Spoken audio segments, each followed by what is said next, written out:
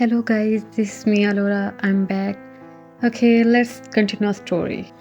جیسے ہی یہ بات پھیلی ویسے ہی یہ بات بند ہو گئی، کیونکہ نہ تو لڑکی کے گھر والوں نے اس کے خلاف کوئی کیس کروایا اور نہ ہی اس بات کو باہر نکلنے دیا۔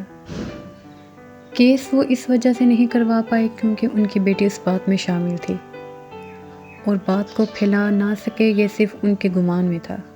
جیسے جیسے بات شروع ہوئی ویسے ہی بند ہو گئی، لیکن اس بات کے کچھ ہی دیر بعد اس لڑکے کا ایک اور کیس سامنے آیا۔ کچھ ہی ٹائم بعد اس نے ایک اور گاؤں کی لڑکی کے ساتھ تعلقات بڑھانے کی کوشش کی۔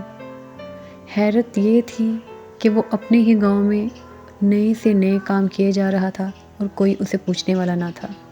پہلے اس نے اس لڑکی کے ساتھ موبائل پر رابطے کرنے کی کوششیں کی۔ آہستہ آہستہ ان میں بات چیت ہونے لگی۔ پھر لڑکے نے اسے ملنے کے لیے رضامند کیا۔ بد نصیب لڑکی اس سے ملنے کے لیے راضی ہو گئی اور اسے اپنے گھر بلا لیا۔ پلان کے مطابق لڑکا لڑکی کو ملنے کے لیے رات کے وقت گھر سے روانہ ہوا۔ جیسے ہی وہ اس کے گھر کی طرف بڑھا، لڑکی کے کزنز اس پہ نظر رکھے ہوئے تھے۔ شاید انہیں پہلے ہی اس پہ شک تھا یا کوئی اور بات، کوئی نہیں جانتا۔ جب لڑکے کو علم ہوا کہ اس کے کزنز اس پہ نظر رکھے ہوئے ہیں تو وہ ناکام ہو کر گھر کی طرف واپس چلا گیا۔ ایسے ہی کچھ دن گزرے اور لڑکے نے واپس اس کے گھر جانے کی کوشش کی، اور اس بار لڑکا کامیاب ہو گیا۔ پلان کے مطابق لڑکی نے اپنے گھر والوں کو نیند کی گولیاں دی اور انہیں سلا دیا، اور لڑکے کو ملنے کے لیے چھت پہ لے گئی۔ ملنے کے ٹھیک 10 منٹ بعد لڑکی کے کزنز چھت پر آ گئے کیونکہ ان کا گھر ساتھ ساتھ تھا۔ ایک کزن نے لڑکے کو پکڑا تو دوسرا کزن اپنے چاچو کو بلانے کے لیے نیچے چلا گیا۔ نیچے انہوں نے دیکھا کہ سارے نیند میں مدہوش پڑے ہوئے ہیں۔